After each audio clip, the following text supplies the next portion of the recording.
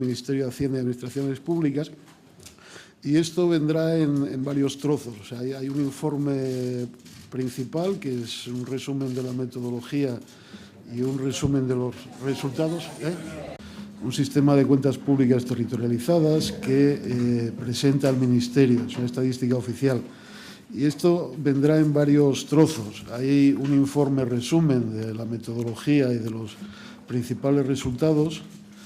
Hay una serie de anexos con todos los detalles técnicos y el detalle de todos los cálculos que se hacen. Y luego hay una serie de hojas de Excel. Hay una hoja de Excel con un resumen detallado de los resultados y otra serie de hojas de Excel con todos los cálculos detallados de programa a programa. O sea, que el que quiera mirar exactamente dónde sale un número puede hacerlo con todo el detalle, ¿no? Está todo colgado en la web o estará enseguida colgado en la web del Ministerio. O sea que esta es la parte, digamos, técnica y neutra. Aquí son números y poco más, ¿no? Luego nosotros, los profesores Barberán, Uriel y yo, hemos hecho también un informe con más análisis, más opinión y menos aséptico, que el Ministerio, lógicamente, no asume como propio, no es una cosa oficial, es nuestra opinión. Son dos cosas distintas. Y ese informe con más opinión y más análisis, como no es un informe oficial, no está en la web del Ministerio, sino que estará colgado en dos sitios. En la web de la Fundación SEPI, que es la que financió el trabajo original, y en la web de FEDEA, que es donde yo trabajo. O sea que procurar no mezclar. Una cosa son los números, las estadísticas, y otras son las opiniones que podamos tener nosotros, que no deberían comprometer al Ministerio porque no son suyas. Entonces, lo que voy a intentar hacer hoy es centrarme en la parte más de estadística, o sea, hablar fundamentalmente un poco de la filosofía y de la metodología, pero muy poco, y fundamentalmente de los resultados principales de las cuentas. Y otro día, si queréis, hablamos más de temas de interpretación, de qué es lo que nos quieren decir esos números, cómo los vemos nosotros, ¿no?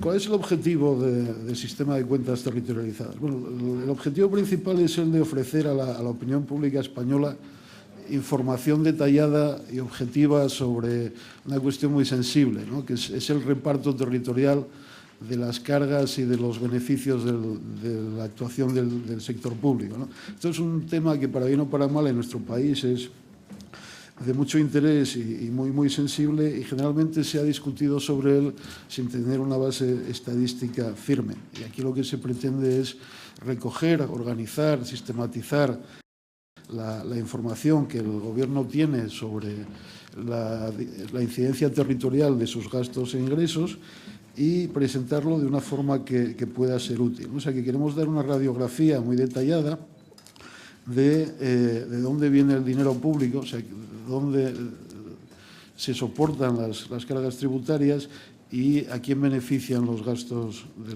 las administraciones, fundamentalmente de la Administración central, ¿no?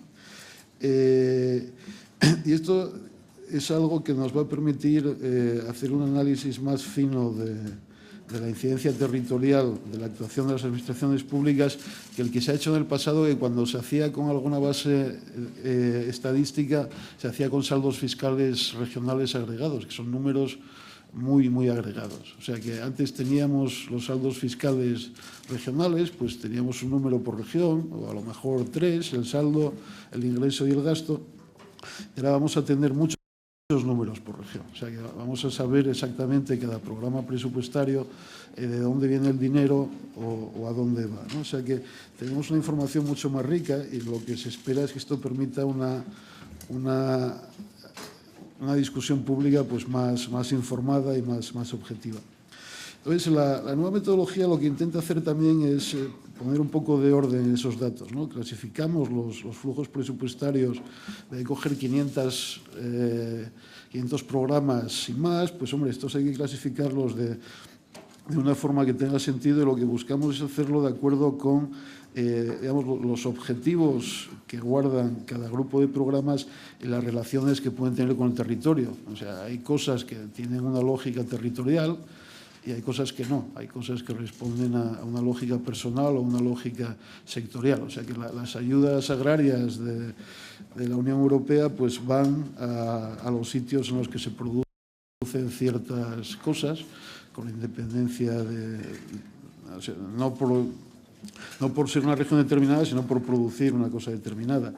Y cosas como las pensiones o el desempleo, etcétera, se reparten en función de las circunstancias económicas y personales de individuos, no del sitio donde viven, etcétera. O sea que queremos separar, no mezclar churras con merinas y que poner por un lado las cosas que tienen una lógica territorial y por otro lado las cosas que no la tienen y, por supuesto, valorar cada cosa de acuerdo con la lógica que la motiva. O sea, si el sistema de pensiones persigue proteger a los mayores, pues habrá que valorarlo en términos de si lo consigue o no, y no en términos de si va más dinero a Murcia que a Extremadura. No tiene mucho sentido. Dependerá de dónde haya más mayores, ¿no? Y luego el sistema de cálculo que hemos utilizado lo que permite hacer es descomponer los saldos fiscales regionales, o sea, esos muchos miles de millones del déficit catalán o madrileño, pues podemos partirlos en trocitos, ver de dónde vienen y valorar cada uno, ¿no? O sea que, de alguna forma, tenemos una radiografía mucho más detallada. Una cosa que quiero decir, a título personal, es que el esfuerzo de transparencia que se está haciendo desde el Ministerio en esto es importante, ¿no? No hay, ya sé que en la prensa se dice muchas veces lo contrario, pero no es verdad. No hay ningún país en el mundo en el que el gobierno federal, el gobierno central, publique sistemáticamente información comparable a la que va a publicar a partir de ahora el gobierno español.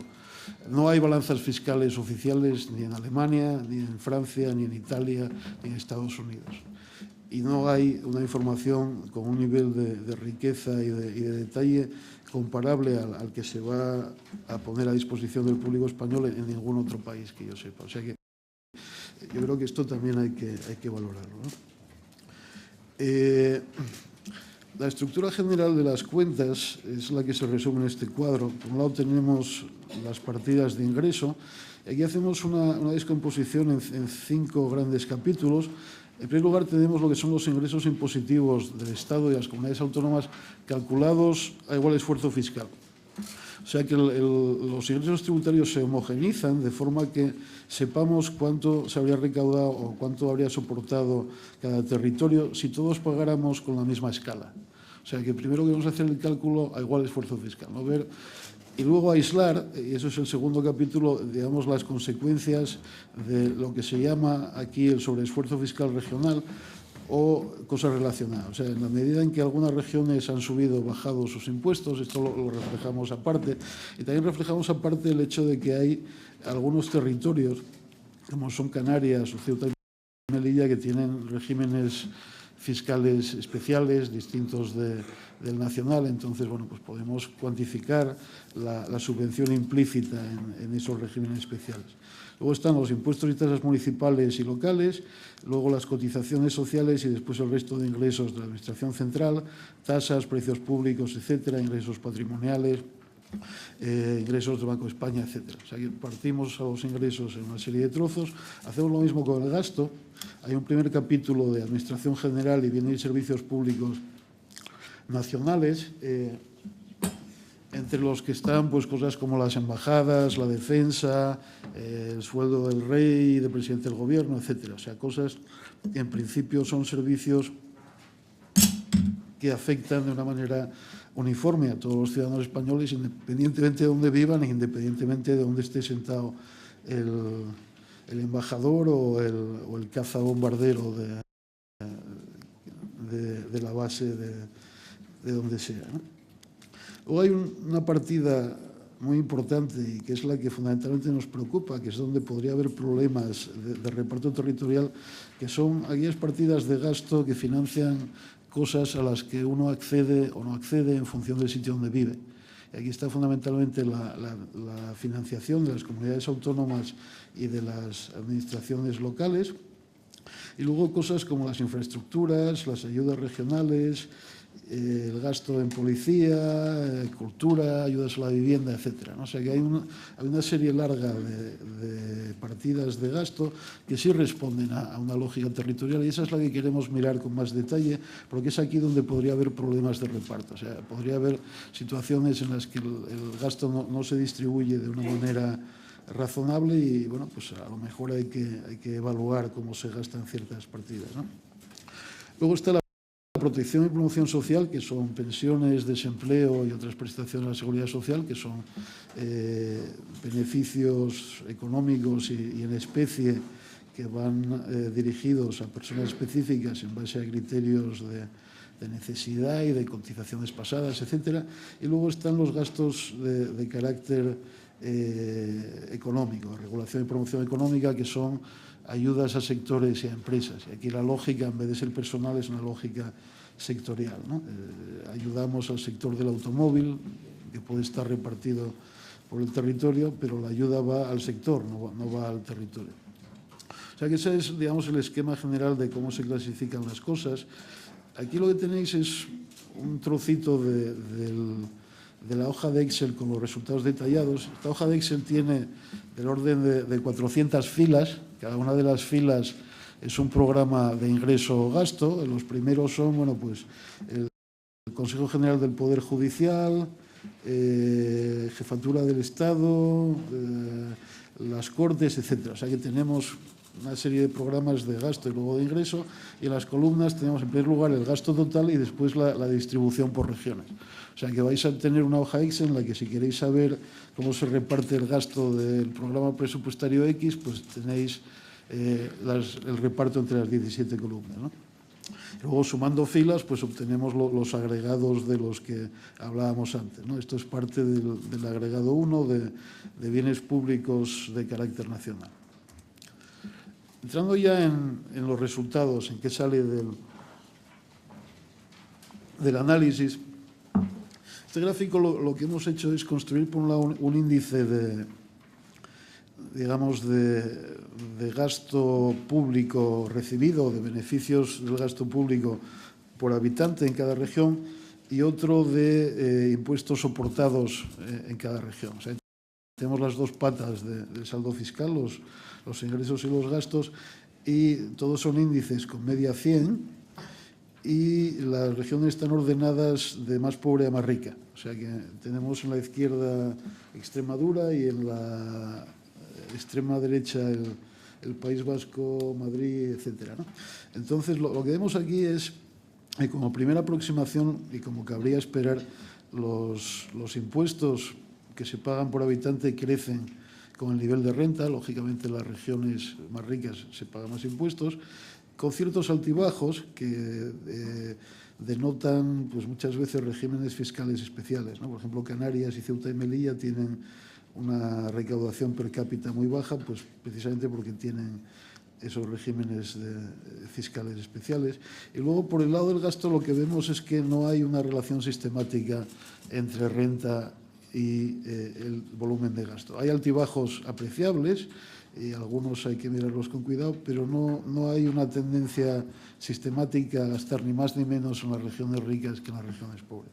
Entonces, de este patrón de ingreso y gasto sale un patrón de saldos fiscales regionales, que es el que se recoge en este gráfico. O sea, lo que se paga aumenta con la renta, lo que se recibe no aumenta con la renta, por lo tanto, la diferencia, el saldo fiscal, es cada vez más desfavorable según uno se va haciendo rico, ¿no?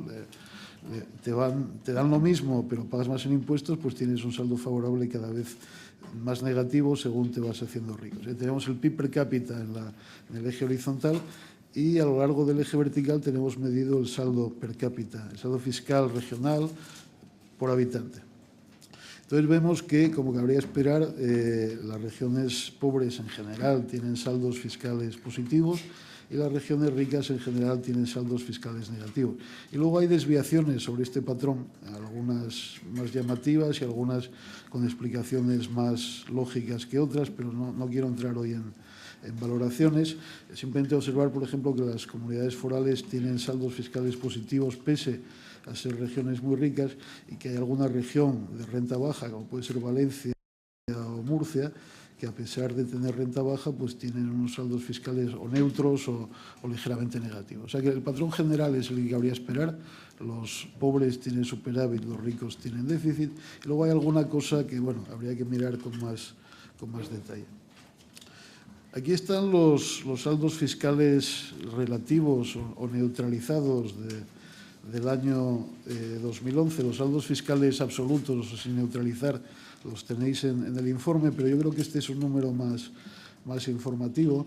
Lo tenemos por habitante y lo tenemos total, y también, por un lado, en millones de euros y, por otro lado, en porcentaje del PIB, ¿no? O sea que el saldo fiscal, aquí supongo que es inevitable mirarlos porque la curiosidad está ahí.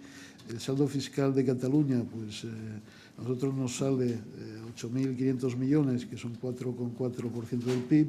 El de Madrid son 16.000 y pico millones, que son 8,9% del PIB, etc. Esto también está en términos per cápita y está la descomposición de ese saldo fiscal en dos partes. Una parte que es la que proviene de los ingresos y otra que es la que proviene del gasto público. Si cogemos, por ejemplo, el caso catalán, pues vemos que todo el saldo fiscal catalán viene de los ingresos fiscales, de que allí se pagan, al tratarse de una región de renta alta, se pagan muchos impuestos y, sin embargo, en términos de gasto público, pues hay un ligero saldo positivo. O sea que, digamos, Cataluña recibe por habitante, está en la media, un poco por encima de la media de gasto, pero paga muchos más impuestos y, por lo tanto, tiene un saldo fiscal negativo apreciable. En Madrid pasa 3/4 de lo mismo y en otras regiones pues tenemos situaciones distintas.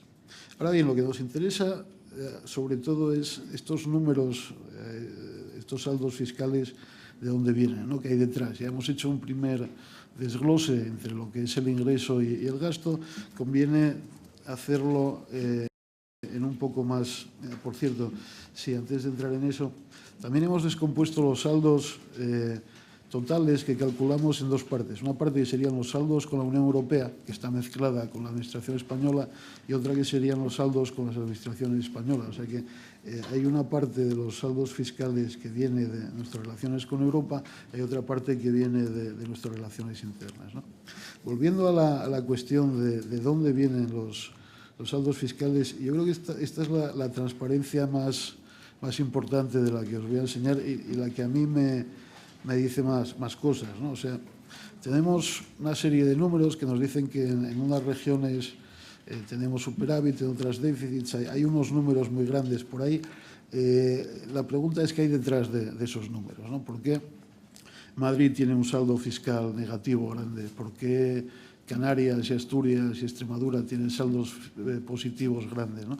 Bueno, pues básicamente lo que nos dice este gráfico es que podemos trocear los saldos fiscales de todas esas regiones y aproximadamente 2/3 de los saldos fiscales en promedio, esto es algo que ya dijimos cuando presentamos el estudio preliminar de 2005 en febrero, 2/3 de los saldos fiscales regionales vienen única y exclusivamente de la parte del ingreso. O sea, se deben a que en las regiones más ricas se pagan más impuestos por habitante que en las regiones más pobres. O sea que hay una parte grande de los saldos fiscales regionales que, por lo menos a nosotros, no nos parece preocupante, que es, bueno, pues aquí el que tiene más paga más y no hay nada raro ni preocupante ni injusto en eso, ¿no? O sea que 2/3 de esos saldos vienen, insisto, de los ingresos tributarios. Lo que hay que mirar con más detalle es el otro tercio, el tercio que proviene de las políticas de gasto, en particular de aquellas políticas de gasto de carácter territorial en las que la existencia de diferencias entre regiones podría, no es necesariamente así, pero podría indicar que hay diferencias de trato entre ciudadanos, ¿no? O sea, lo que nos preocuparía sería que el Estado tratase de forma distinta a los ciudadanos de distintas regiones y que la gente, por el hecho de vivir en Murcia o en Cataluña, tuviesen peores servicios o estuvieran peor tratados que los que viven en otras regiones. Entonces, esa es la parte que hay que mirar con más cuidado, ¿no? Y por la parte del gasto, lo que vemos es que todo el gasto representa del orden de 1/3 de los saldos fiscales. Y luego de ese tercio, pues hay cosas que no nos preocupan tampoco, ¿no? Por ejemplo, la parte que venga de programas sectoriales, de ayudas a sectores económicos, pues hombre, uno puede discrepar sobre si esas ayudas están bien o mal planteadas, si son demasiado grandes o demasiado pequeñas, pero no plantean un problema de equidad territorial, en la medida en que están repartidos con criterios uniformes para todos, ¿no? Lo mismo con lo que es protección social. Si las pensiones fueran distintas para gente con la misma cotización y las mismas cargas familiares en una región que en otra, tendríamos un problema claro de equidad, porque estaríamos discriminando a unos ciudadanos en relación a otros. Pero en la medida en que no es así, que todos cobramos pensiones con el mismo baremo, pues que luego haya más pensionistas en un sitio que en otro, pues mira, es natural y no pasa nada, ¿no? Entonces, tenemos que centrarnos en las cosas en las que pueda haber discriminación o problemas reales de equidad, y esto nos lleva a la parte de gasto que hemos definido como territorializable, propiamente territorializable. Mirando este gráfico nos lleva sobre todo a la financiación regional. O sea, aproximadamente un 17%, un sexto de los saldos fiscales reflejan diferencias de trato entre ciudadanos en términos de la financiación regional por habitante. Esto es un número mucho más pequeño de algunos que se manejan, pero sigue siendo un número grande y es un número preocupante. O sea, si esperamos, si queremos, y esto es tanto una exigencia ética como un principio constitucional, que los ciudadanos tengan derechos y acceso a servicios parecidos en todas las partes de España, pues entonces el reparto de la financiación regional pues tendría que ser seguramente más uniforme de lo que es, ¿no? O sea que esto nos pone el foco en el sistema de financiación como una cosa que hay que mirar con cuidado y hay que valorar, y eventualmente habrá que reformar con criterios también de equidad, ¿no? de asegurar una situación más uniforme. Y tenéis el mismo dato de peso de distintas partidas en el saldo fiscal regional, en números, primero para la media del país y luego para 6 regiones que son las 3 que tienen el saldo positivo más grande y las 3 que tienen el saldo negativo más grande. O sea que en cada región, lo podríamos hacer para las 17, en cada región podemos ver qué parte de su saldo fiscal viene de cada sitio, ¿no? Entonces, por ejemplo, en Madrid pues vemos que casi todo viene de la parte de ingresos, pero hay una pequeña parte que viene del capítulo de gasto, y luego se puede rascar a ver exactamente de qué partida viene, ¿no? O sea que podemos hacer una radiografía bastante detallada de dónde viene el saldo fiscal de cada región. Por último, uno de los subproductos de interés de las cuentas territorializadas es que se pueden hacer comparaciones homogéneas entre regiones en términos de muchos agregados presupuestarios. O sea, en las cuentas hay mucho trabajo de homogenización, de mover cosas de un sitio a otro para que se puedan comparar las regiones entre sí, ¿no? Y una de las comparaciones que solamente tiene mayor interés y que hasta ahora no se podía hacer con exactitud, aunque sí de forma aproximada, era comparar los niveles de financiación regional de las comunidades forales con las de régimen común. Son difíciles de comparar porque tienen competencias distintas por el lado del gasto y también por el lado del ingreso. O sea que las forales tienen mucha más capacidad para subir o bajar impuestos que las de régimen común y han hecho uso de ella. Y por otro lado, pues hay cosas que hacen las forales que no hacen las comunidades de régimen común. Por ejemplo, la gestión tributaria, que la mayor parte de ella la hace la agencia en el resto del país, allí la hacen las agencias forales, el catastro también. Las aportaciones a la financiación de ayuntamientos y diputaciones, que en el resto del país la hace el gobierno central, pues allí la hacen las diputaciones forales. O sea, hay una serie de cosas que allí hacen las diputaciones forales o el gobierno vasco, que en el resto del país las hace directamente el Estado o las paga el Estado, ¿no? Entonces, hay que homogeneizar los datos para que se puedan comparar la financiación a igualdad de competencias y a igualdad de esfuerzo fiscal entre las comunidades de régimen común y las de régimen foral. Y al final lo que sale es lo que se resume en este gráfico, ¿no? Tenemos las comunidades de régimen común, son las que están en la parte izquierda del gráfico, más o menos relativamente cerca unas de otras, ¿no? Relativamente, insisto. Con un abanico de, si llevamos 100 a la media, pues Baleares y Valencia está en 90 y poco, y llegamos a Cantabria y Rioja, que están en 120. O sea que hay 30 puntos de abanico en las comunidades de régimen común, y sin embargo en las comunidades forales pues esto se nos va a casi 200 en algún caso, ¿no? Hay dos barras, una es la negra y la blanca. La negra es cuando el cálculo se hace igual esfuerzo fiscal, o sea que sería la financiación de cada comunidad, incluyendo el País Vasco y Navarra, si todas aplicaran la misma escala tributaria en todos los impuestos que se quedan. Y la barra blanca es la financiación observada, o sea que como no es verdad que todos aplican la misma escala tributaria, pues hay que tener en cuenta las escalas que realmente aplican, y eso tiene un efecto sobre sus ingresos, ¿no? Pero en cualquier caso hay una diferencia importante de recursos entre unas y otras de la que conviene tomar nota. Por último, aquí tenéis las direcciones web en las que están colgados el informe no oficial, con más opinión y más análisis, que el Ministerio lógicamente no asume. No es un informe oficial, no representa para nada la opinión del Ministerio, son las opiniones de los autores únicamente, ¿no? Hay copia en la Fundación SEPI y hay copia en la web de FEDEA. ¿No? Esto es básicamente lo que os quería contar. Abrimos a preguntas.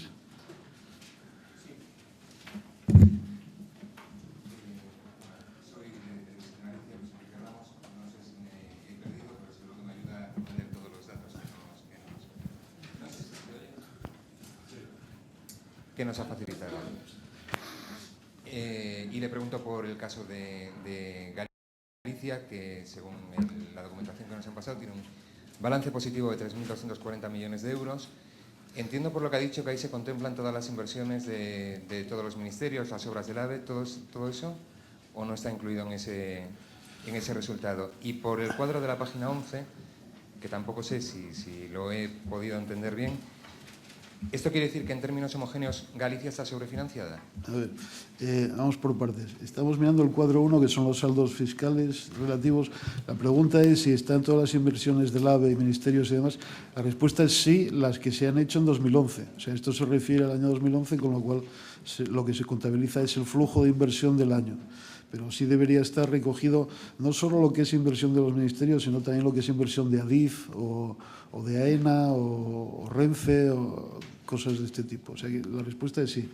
En la página 11, índices de financiación, competencias homogéneas, Galicia está ligeramente por encima de la media, de estar en 105, una cosa así.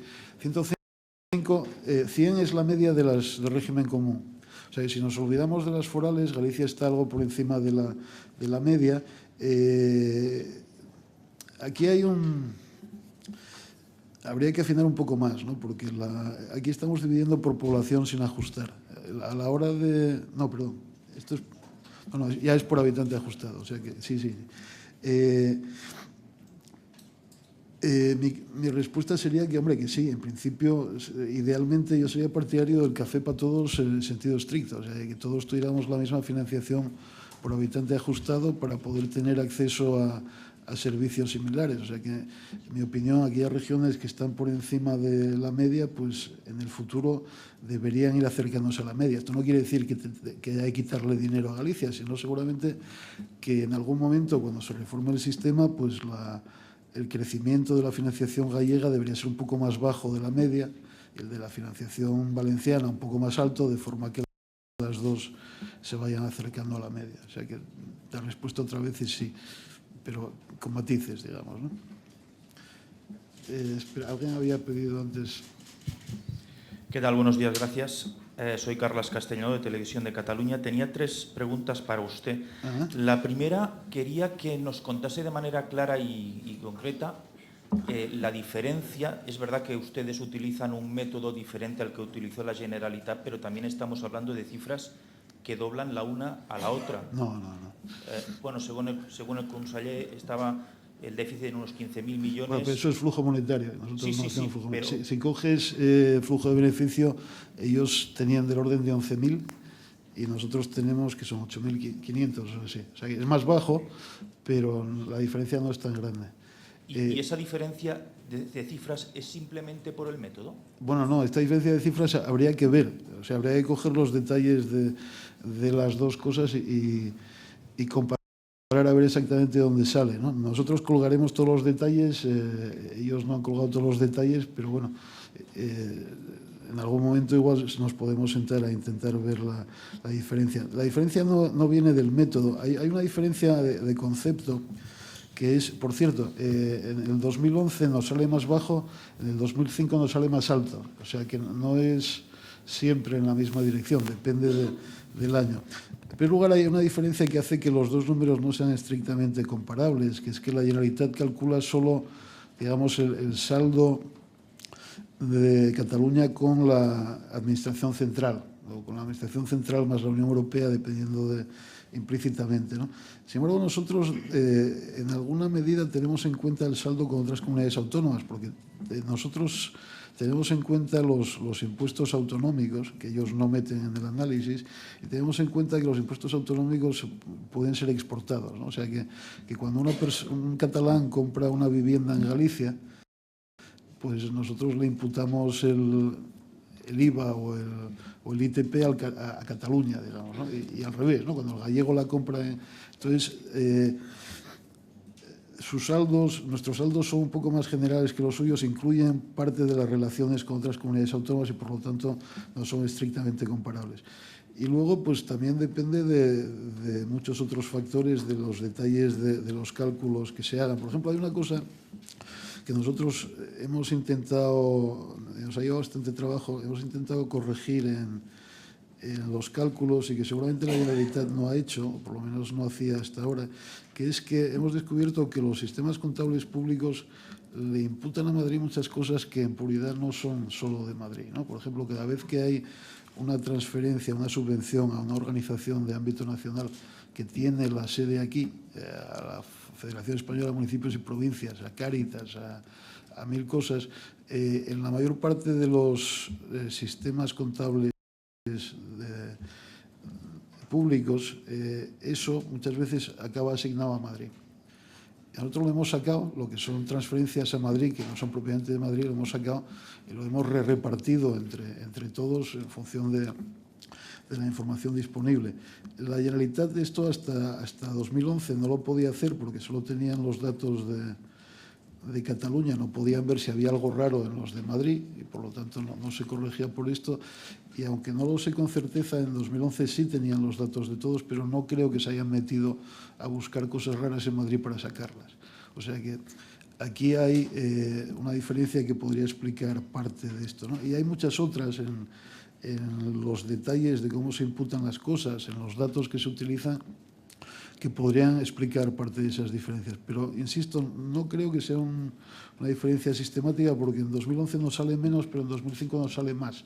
O sea que no es siempre blanco o negro, es más complicado.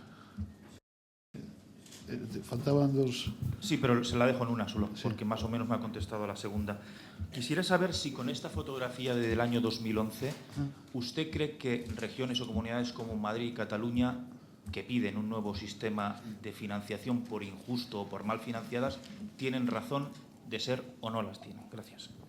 A ver, esto obviamente es mi opinión y no el Ministerio, y además yo creo que es un tema que se podría discutir, de hecho habría que discutirlo con datos que no tienen nada que ver con las balanzas. O sea, tenemos los datos de las liquidaciones del sistema y sabemos el nivel de financiación de Cataluña y de Madrid, cómo ha evolucionado y cómo está en relación a otras regiones, y eso no tiene nada que ver con si el saldo fiscal catalán o madrileño es positivo o negativo.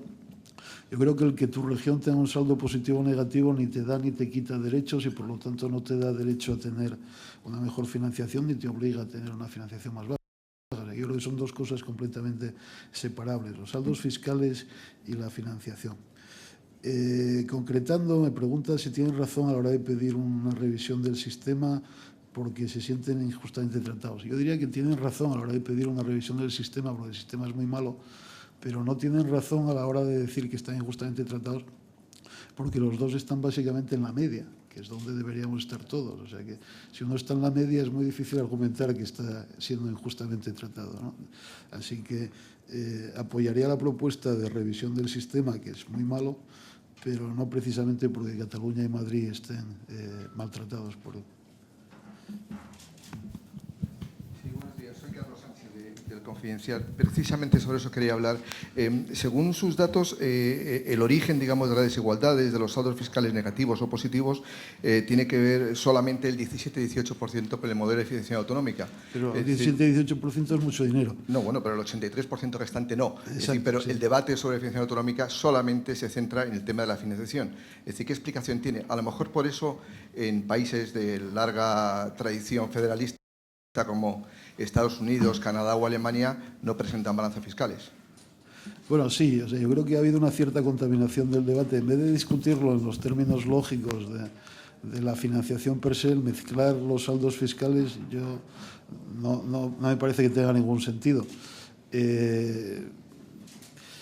Hombre, si no tuviéramos esa obsesión, a lo mejor no necesitaríamos las balanzas. Puede ser, pero vamos, a mí me parece positivo que la transparencia, que toda la información esté disponible y que se pueda analizar. O sea, que no tengo objeción, al revés, a que se publiquen las balanzas y todo lo que hay detrás, no solo los saldos, pero sí que creo que esos números no sirven de mucho a la hora de discutir de financiación autonómica, ¿no? Que esta hay que discutirla en términos de la implementación del criterio lógico, que es el de conseguir que todos los ciudadanos españoles tengan acceso a servicios parecidos, que los colegios y hospitales, que al final es de lo que estamos hablando, no sean muy distintos en Madrid y en Extremadura. Ni mejores en Madrid ni peores, por supuesto.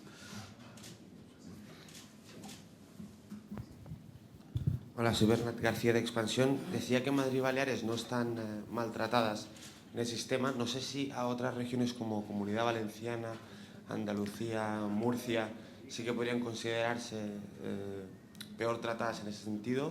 Y por el otro lado, mejor tratadas, que Extremadura sale, que es la que tiene un saldo fiscal positivo. ¿Eso es regular o hay otras irregularidades como País Vasco y Navarra, como comentaba antes?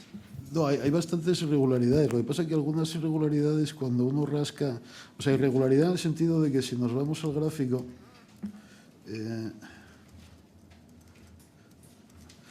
hay algunos que están lejos de la línea, ¿no? Que la línea es digamos, la que recoge el patrón normal de las cosas. Entonces, pues algunas están bastante lejos de la línea, están en una situación atípica dado su nivel de renta.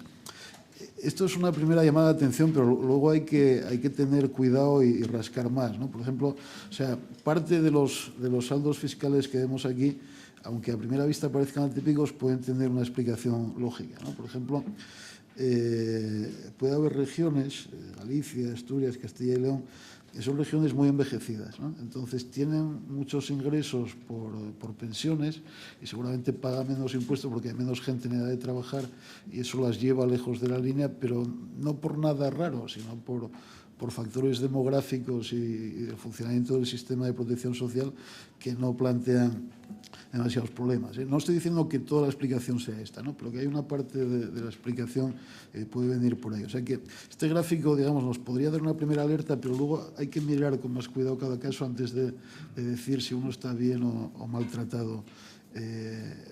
A ver de qué estamos hablando exactamente, ¿no?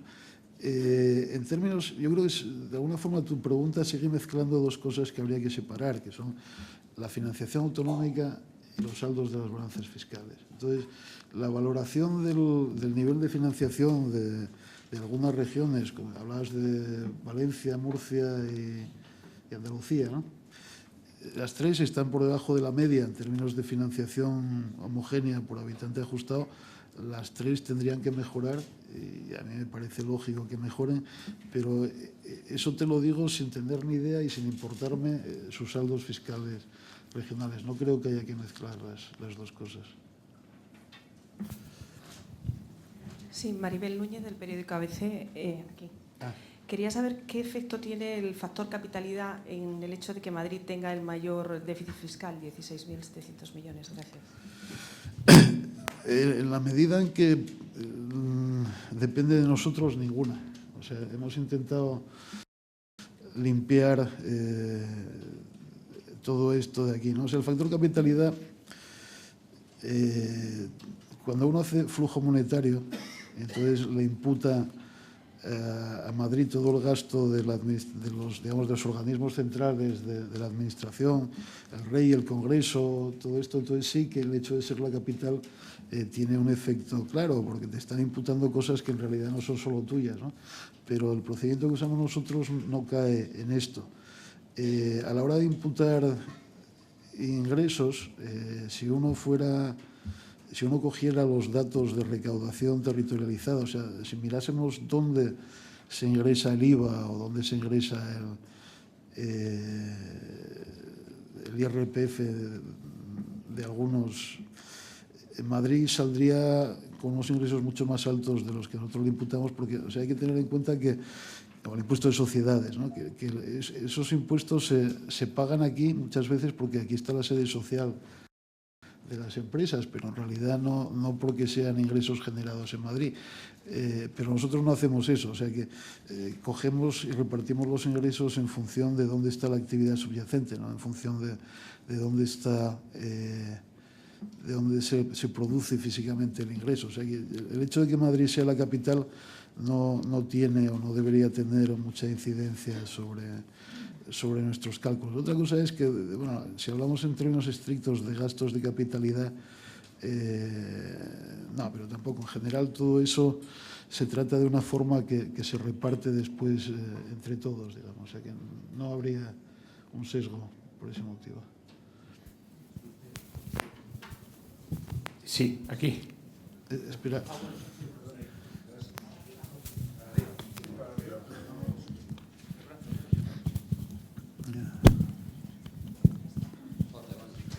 Sí, hola. Sí, Carlos Segovia, del Mundo. Quería preguntarle si hiciera usted la balanza o los saldos en años más recientes en los que ya se ha producido un grueso de ayudas a la banca, ¿cómo tendría en cuenta, por ejemplo, las cifras que estamos viendo para Cataluña Bank o para Nova Galicia o para Bankia, que tienen una presencia en territorios muy concretos? Bueno, muy concretos, están muy extendidos. No hemos llegado todavía a esos años y habrá que pensar exactamente cómo se hace, pero en principio la idea sería imputar esas ayudas a las regiones, digamos, en proporción a algo así como los depósitos, ¿no? O sea, al final, cuando rescatamos a un banco, no estamos rescatando al banco, estamos rescatando a la gente que tiene el dinero en el banco. Entonces, habría que buscar información sobre dónde están los depósitos de cada una de esas entidades y repartir las ayudas entre ellos. De todas formas, el tema es complicado y habrá que ver cómo se hace, porque el volumen real de las ayudas en sentido estricto todavía no se conocerá hasta dentro de unos años. O sea, una cosa es el dinero que el Estado ha puesto de entrada en los bancos, pero en contrapartida a esas ayudas el Estado tiene un trozo de esos bancos. Hasta que no se venda y se sepa cuánto se recupera, pues en realidad no sabemos muy bien cuál ha sido la subvención. O sea que ya lo pensaremos cuando lleguemos ahí, pero esto hay que tratarlo con cuidado y posiblemente tenga sentido sacarlo de alguna forma de los cálculos normales y ponerle un anexo, ¿no? Decir, bueno, esto aquí entre paréntesis, ya veremos, ¿no?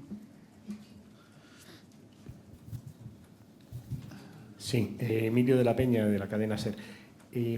Cuando se publicaron, aunque tenían, digamos, concepciones diferentes, las balanzas fiscales en 2008 correspondiente a 2005, la situación económica era totalmente diferente a la de 2011. Entonces había un nivel de paro infinitamente más bajo, luego el gasto en desempleo pesaría muchísimo menos en ese reparto y había un nivel muchísimo más alto en inversión, especialmente en infraestructuras, y el reparto pesaría. ¿En qué medida, digamos, en el 2011 lo que pesa es muchísimo el gasto en desempleo y apenas nada o poquísimo el gasto en infraestructuras? ¿En qué medida eso hace que unas comunidades u otras haya cambiado, digamos, su saldo? pesa, pero no te puedo dar una respuesta sistemática. O sea, pues supongo que en los sitios donde el paro es más alto, pues hay un efecto positivo, entre comillas, sobre la balanza fiscal y las inversiones no van siempre al mismo sitio. O sea que tampoco se puede hablar de un efecto sistemático de la caída de la inversión. Pero bueno, en cualquier caso, los cálculos de 2005 también los hemos hecho y están. O sea que podéis comparar un periodo con el otro en cualquiera de los conceptos que queráis. ¿Son muy notables las diferencias? Hay bastantes diferencias y en algunos casos son muy notables. Y se mezclan muchas cosas, ¿no? O sea, y me da la impresión de que ninguno de los 2 años es del todo típico, ¿no? O sea, el 2005 estamos en un periodo de expansión con bastante alegría y el 2011 estamos en lo más hondo del pozo y seguramente lo normal es una cosa intermedia y se nota en los saldos fiscales, ¿no? O sea, hay variaciones importantes en algunos casos. Quizá un año normal pues nos diera resultados en algún sitio entre los dos, ¿no? Sí, aquí a su derecha. Llamo Viñas, de 5 días. Con los datos que nos ha presentado, ¿podemos afirmar que actualmente los españoles no tienen igualdad en el acceso a los servicios públicos en función de la comunidad en la que vivan? Su opinión al respecto. Y también su opinión sobre si resulta injusto los regímenes forales, teniendo en cuenta de la renta por cápita en País Vasco y Navarra, y que son receptoras netas de recursos. Gracias. Vale, a ver, insisto, estos son mis opiniones personales, no las del Ministerio. A ver, yo creo que sí que es... no estamos, o sea, no tenemos el grado de igualdad que sería deseable en el acceso a servicios entre unas regiones y otras. Incluso dentro del régimen común, las diferencias de financiación, que llegan a ser de 30 puntos, son más altas de lo que sería razonable. Y desde luego, si metemos a las forales en el paquete, tenemos diferencias muy grandes y obviamente no se está cumpliendo el principio de igualdad, ¿no? O el principio constitucional de que el sistema autonómico no debería generar privilegios económicos y sociales. O sea que sí, hay un tema que hay que mirar con calma. Por otra parte, yo creo que el problema no es tanto del sistema foral per se como de la forma en la que se ha implementado, ¿no? O sea, por ponerlo de alguna manera, yo creo que no hace falta tocar la ley del convenio, lo que habría que hacer es aplicarla de una forma razonable y si se hiciera eso, el cupo sería muy distinto de lo que es y el problema de desigualdad entre las forales y las demás sería mucho más pequeño de lo que es. O sea que no hace falta quitar el sistema foral, lo que hace falta es aplicarlo de una manera razonable con la ley que tenemos, que es una ley bastante sensata, ¿no? El problema es la ley del cupo, no la ley del convenio. Sí, siguiendo ya con esto de los pactos, de los sistemas forales, me gustaría saber si tiene viabilidad con estos datos. Estoy aquí, perdone, aquí en la esquina. Si tiene viabilidad con estos datos que estamos viendo, sobre todo en Navarra, País Vasco, si tiene viabilidad en España un pacto fiscal similar con Cataluña. Esa es la primera pregunta. La segunda, esta elevación de desigualdad de 30 puntos, dice, entre las diferentes regiones de régimen común, que se multiplica muchísimo cuando ya se mete País Vasco y Navarra. Me gustaría saber si ustedes han hecho esas diferencias en gastos públicos concretos. Por ejemplo, me gustaría saber en sanidad, me gustaría saber en educación. Esas diferencias, ¿cuántos son? A ver, empezando por la segunda. Nosotros lo hemos hecho en los gastos públicos concretos que son estatales. La sanidad y la educación no son estatales. Las comunidades autónomas salen en esta foto, pero no salen por sus gastos, sino por sus ingresos. Como las comunidades autónomas son autónomas, pueden hacer lo que quieran con sus presupuestos y nos parece muy bien. No tiene mucho sentido entrar a valorar si gastan mucho o poco en sanidad o en educación. Eso cada uno hace lo que considera oportuno de sus recursos. Lo que nos preocupa son sus recursos. O sea, si todas tuvieran los mismos medios y luego unas eligieran gastárselo más en una cosa y menos en otra, pues mira, para eso son autónomas, no hay un problema. Y por eso no miramos la composición del gasto, lo que miramos es la composición del ingreso o el tamaño del ingreso, ¿no? Cuánto dinero tienen cada una.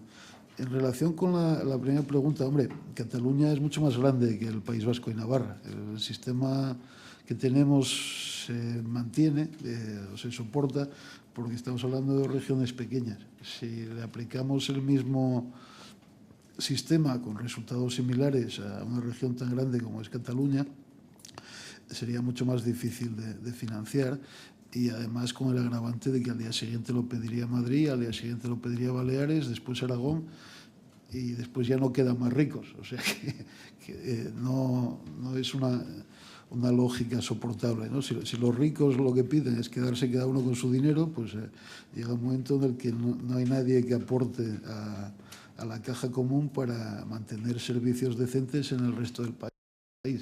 Y eso es muy difícil de aceptar, ¿no? Para cualquiera que espere que esto, bueno, de alguna forma pueda seguir funcionando.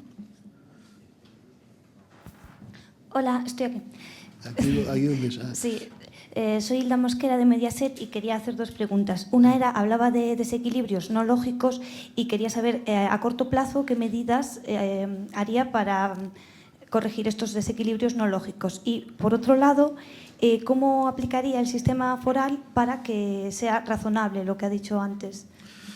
A ver, yo creo que la solución para esos desequilibrios sería una reforma del sistema de financiación que llevase a un periodo transitorio, o sea, una transición suave, ¿no? Es decir, bueno, tenemos diferencias muy grandes entre regiones, pero claro, no le vamos a quitar a nadie un 30% del presupuesto de hoy a mañana o la mitad, ¿no?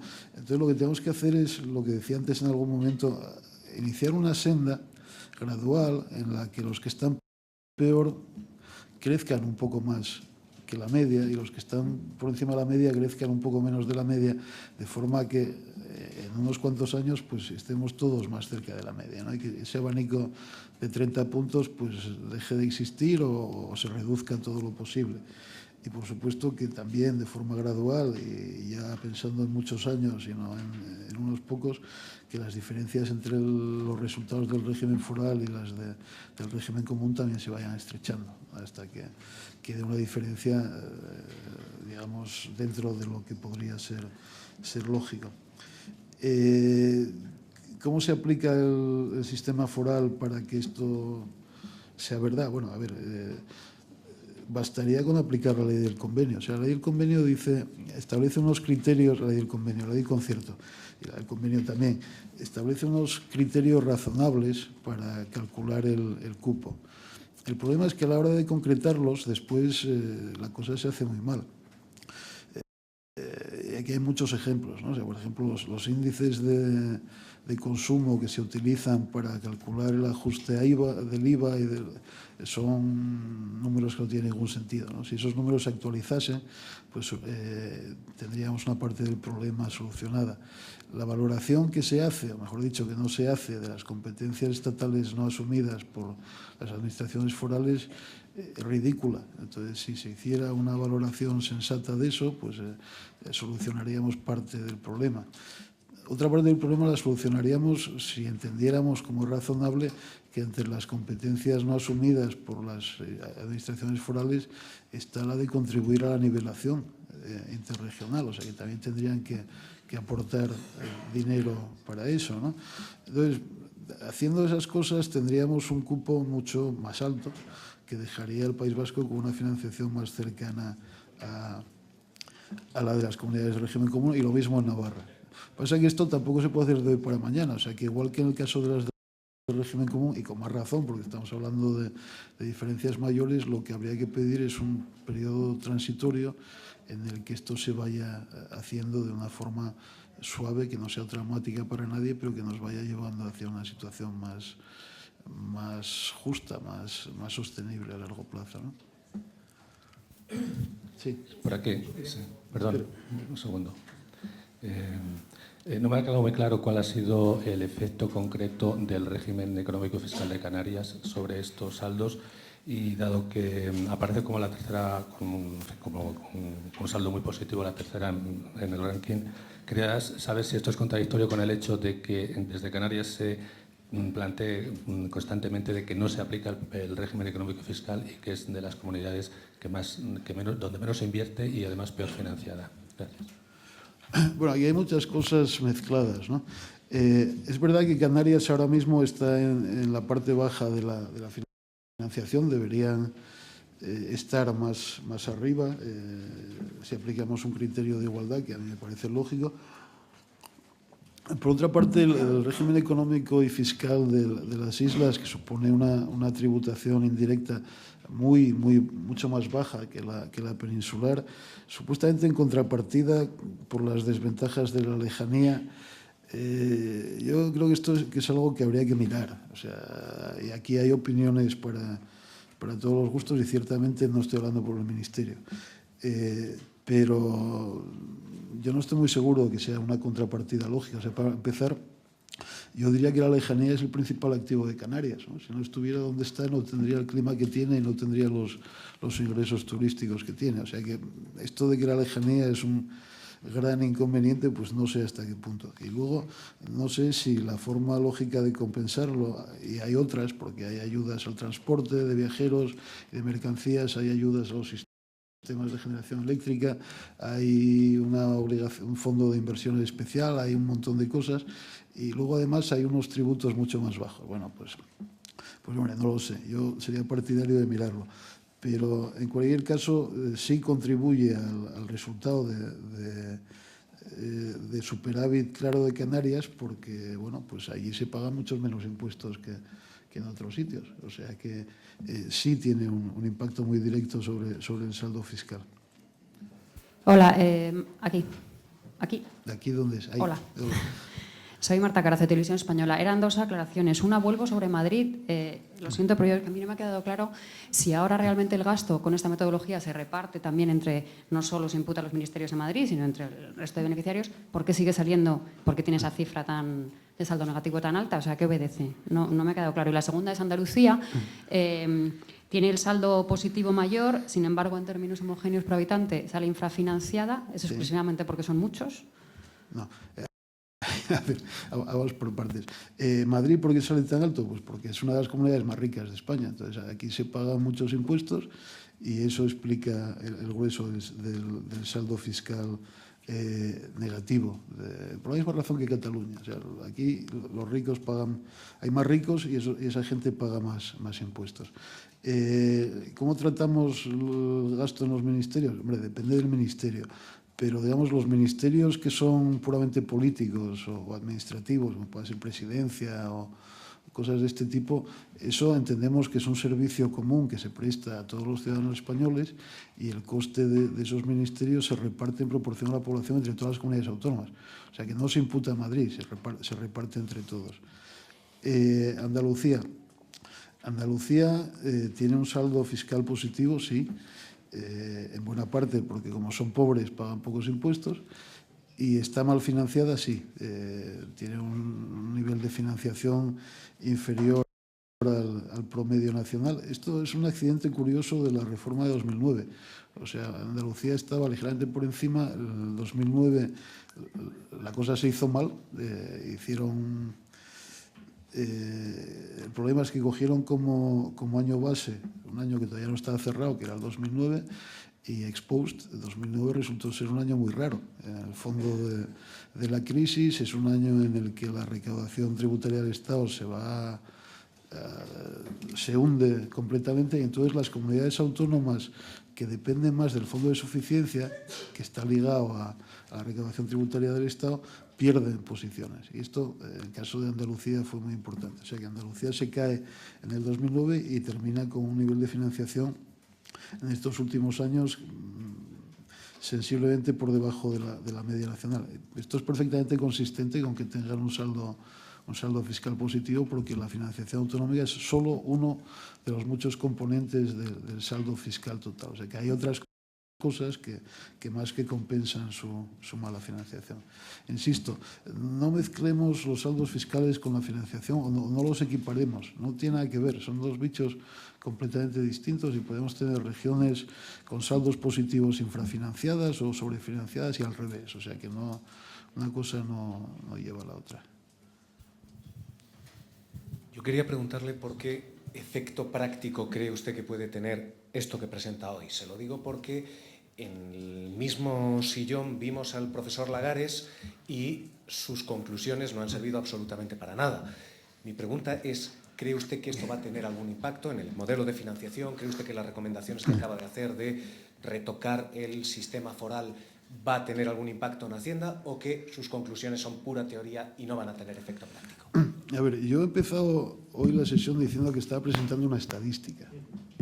O sea, todo lo demás son opiniones personales y bueno, ya veremos. O sea, no tengo muchas esperanzas de que se me haga mucho caso en la mayor parte de los temas que ha sacado.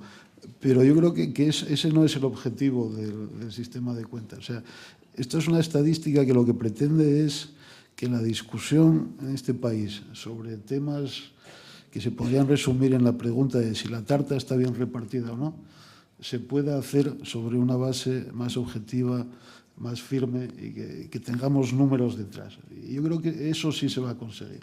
O sea que a la hora de hablar de estos temas, pues ya tenemos números. Entonces, cuando alguien diga según qué cosa, se podrá mirar, ¿no? Y yo creo que eso es muy importante. Todo lo demás es otro asunto, pero no es el objetivo de las cuentas. Hola, profesor. En la explicación que dio al principio, también explicó que el objetivo es ofrecer a la opinión pública información para evaluar de forma racional, bueno, la racionalidad y la equidad del reparto del gasto en España. ¿Qué utilidad tiene una foto fija del año 2011?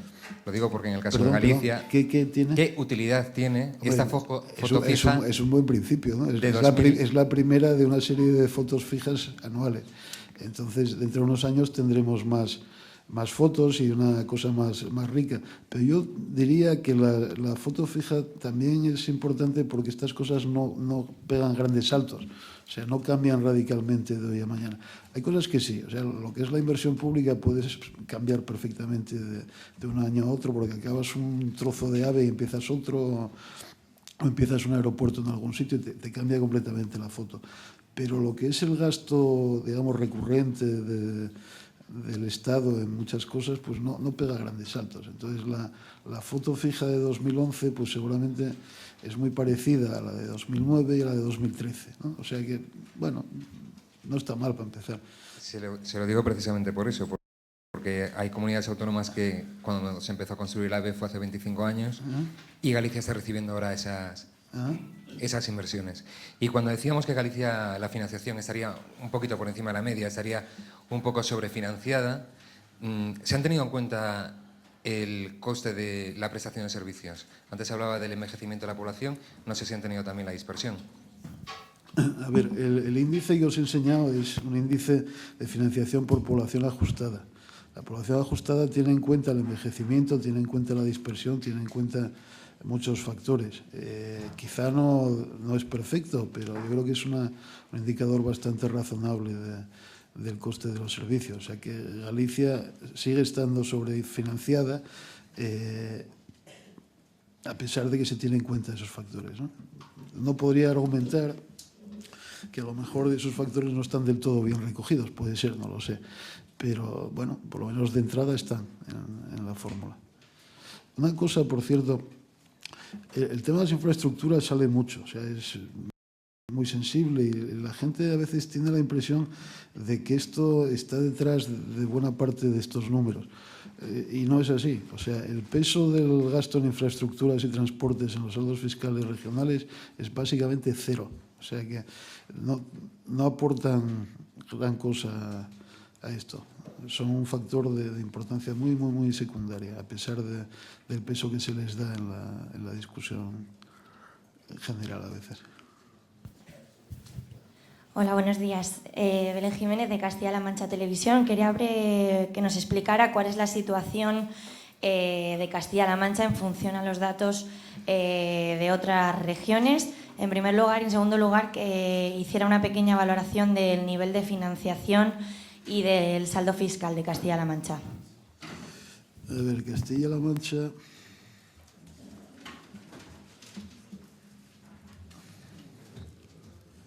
Castilla-La Mancha, si miráis en el gráfico, es una región con un nivel de renta relativamente bajo y con un saldo fiscal positivo, como era de esperar. Está un pelín por debajo de la recta, o sea que, bueno, pues de entrada no es un caso bastante típico de una región que tiene un superávit con un nivel de renta por debajo de la media. En términos de financiación, yo creo recordar que está algo por debajo de la media también, pero no tanto como otros. O sea que en este gráfico Castilla-La Mancha sería... Sí, está prácticamente en 100, o sea que, bueno, está más o menos en la media. Preguntas de este tipo no tienen mucho sentido. O sea, podéis mirar los datos y ver dónde estáis cada uno en la foto, ¿no? En vez de que os lo cuente uno a uno. Sí, bueno, ya sé que acaba de decir que no tiene mucho sentido este tipo de preguntas, pero también me gustaría saber más que nada para poder interpretar los datos, nosotros una pequeña valoración también de cómo es la situación de Asturias, así a rasgos generales.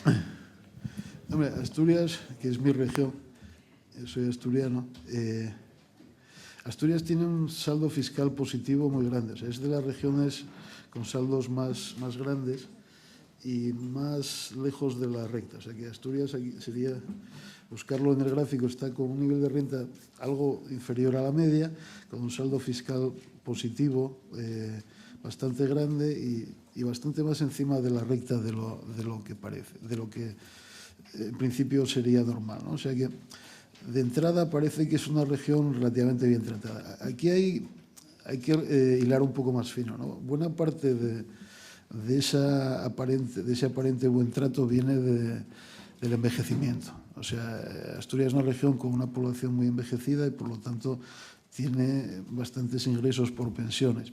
Además son pensiones relativamente altas por dos motivos. Primero porque tradicionalmente Asturias ha tenido sueldos bastante altos, o sea que las cotizaciones han sido elevadas y por lo tanto los derechos de los pensionistas son más altos.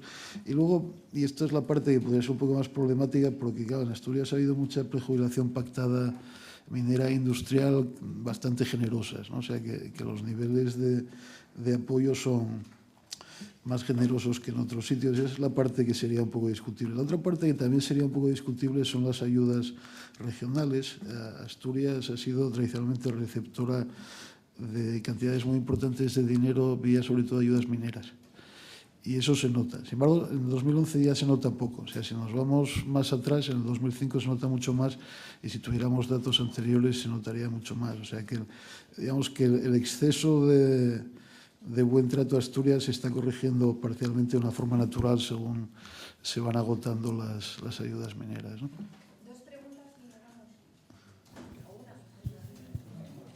Sí, soy Ángeles Lafuente de Cataluña Radio.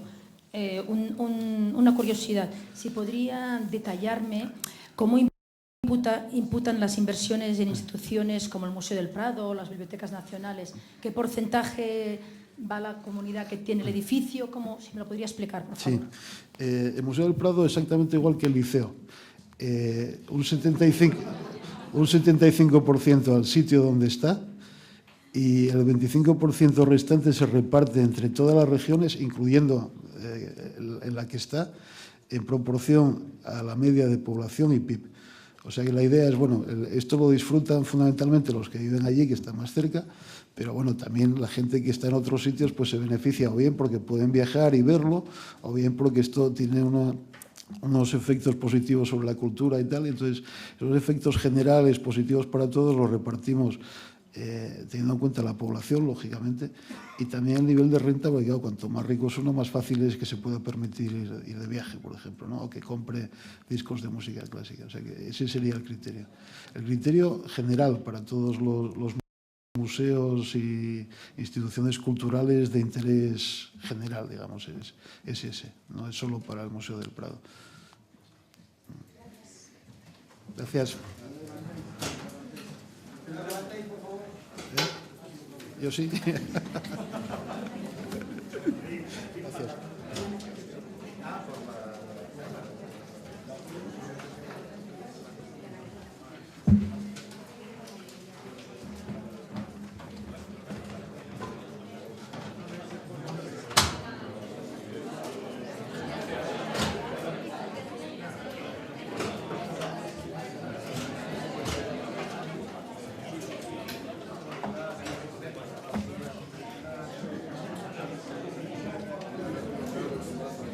¿Qué pasa, monstruo?